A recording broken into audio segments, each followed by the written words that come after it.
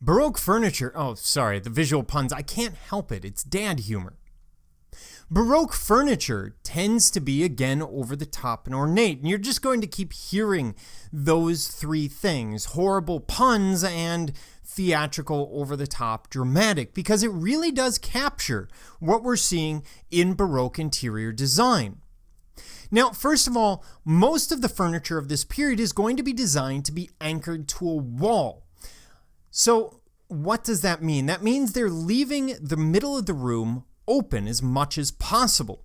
They want the rooms to be multi-purpose. So, for example, it might be a study, but then it can be, have a party hosted in the same room. They wouldn't like the ideas that we have today about subdividing rooms, for example, with a couch or anything like that. So the Baroque tends to anchor to the walls. Now, in this case, you see those chairs are not, but most everything else is. So it depends on the designer, but most pieces are designed that way. For that reason, many Baroque pieces actually have an undecorated back, and the original pieces generally have an undecorated back. It's one of the ways you can tell a reproduction from an original Baroque piece. So it's something to keep in mind, and from the craftsman's perspective, it makes perfect sense. And oftentimes we'll see things like console tables and such. They're actually going to be designed to sit against the wall, and they cannot exist without the wall. They're supported by it. Now, in terms of woods, we will see them turn and shift towards rosewood, ebony, and tortoiseshell, and those have something in common. They are either rare or they must be imported. Rosewood coming primarily from India in the east, ebony coming primarily from Africa, such as Guyana, and then we will see tortoiseshell, where most of it is, of course, not coming from Europe, but coming from the South Pacific and other places where they can find massive sea turtles and that sort of thing, or larger tortoises in Africa, and use them for that purpose. Now, tortoiseshell tends to be a veneer. You're not building something specifically with tortoiseshell unless it's a comb. Those sorts of things tend to be light and fairly easily used. They're not likely to break. Tortoiseshell is not very strong. Ebony, of course, is a very heavy wood. It is a fairly strong wood. And we will see something called ebonizing, which I touched on in the Renaissance, which is basically blackening wood to make it look like ebony. And rosewood, of course, is very heavy. It's not known for its grain, but it has a good color and a good resin content. So rosewood furniture tends to survive and last longer than many other forms. Now, of course, lower market makers will use things like maple and ash and other woods, but those are only for the working class and maybe the lower middle class. They are paying attention to the materials. In terms of carving, we see a lot of high relief. It's just like building facades and other things during the Baroque. They're trying to create drama.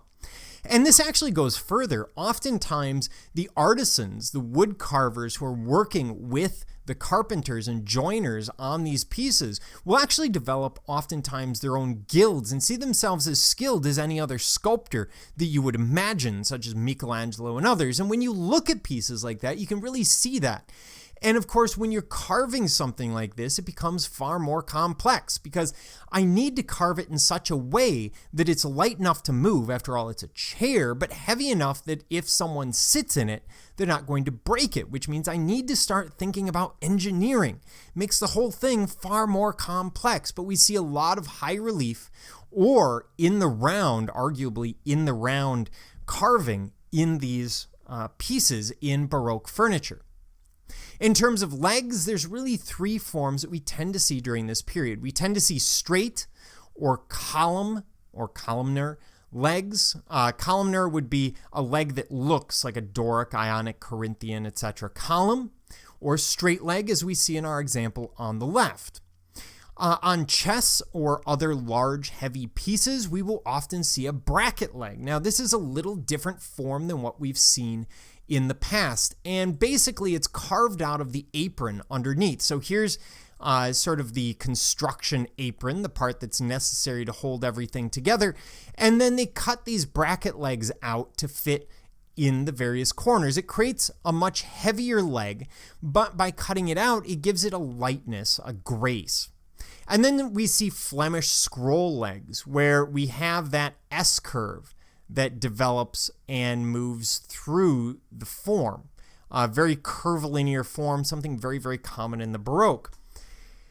Stretchers. Now, as we move into the Baroque, you will notice less and less stretchers on furniture. After all, look around at the furniture in your home today. You don't see them as often as we did in the Renaissance and earlier. The reason is the construction methods are changing, the materials are changing, so it's less necessary. But if we do see stretchers, they tend to be X-form stretchers, so cutting across diagonally underneath the piece.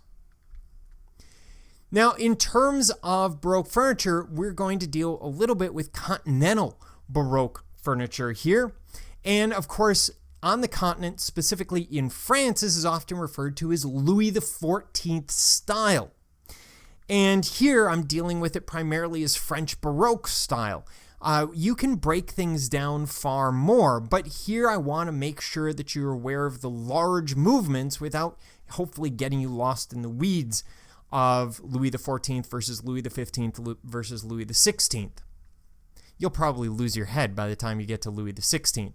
But we start out with boulet work, and this is a form of marquetry or inlay, and it involves veneering furniture with tortoiseshell inlaid with brass or pewter.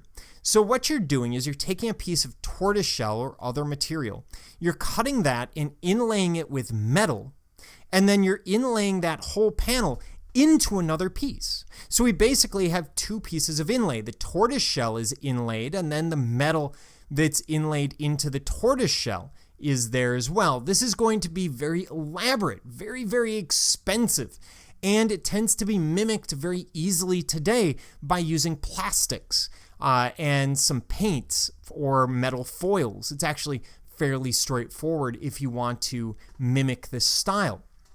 But it is very difficult for the time. The materials are rare, tortoiseshell, and some of the metals. Now, brass and pewter are not rare, but you will see these with silver and gold, which of course have their own value. And the designs tend to be arabesque, as we see in our example here, which, as I'm going to remind you here, in France simply means Arab-like, and it may have nothing to do with anything that the Islamic world would ever have created. We also see ormolu, which is a gold-colored alloy of copper, zinc, and sometimes tin. Now, this is really, really common. We don't tend to use gold. We tend to, as humans, use things like gold leaf, or we use metals that are composites or compositions. In fact, if you use gold leaf, you will be asked frequently if you're buying it whether you want 24 karat or do you want comp, referring to compositional gold leaf, which actually contains no gold. And so they're doing exactly the same thing. You're taking a form, you're making a metal that looks gold-like. Sometimes this is gilded, more commonly it's an alloy. And it's going to be cast into your shape and then applied to the surface. This is primarily for decorating furniture as well as making ornaments. Sometimes the ornaments that you would find in the middle of a paneled wall, especially when we get to the Rococo.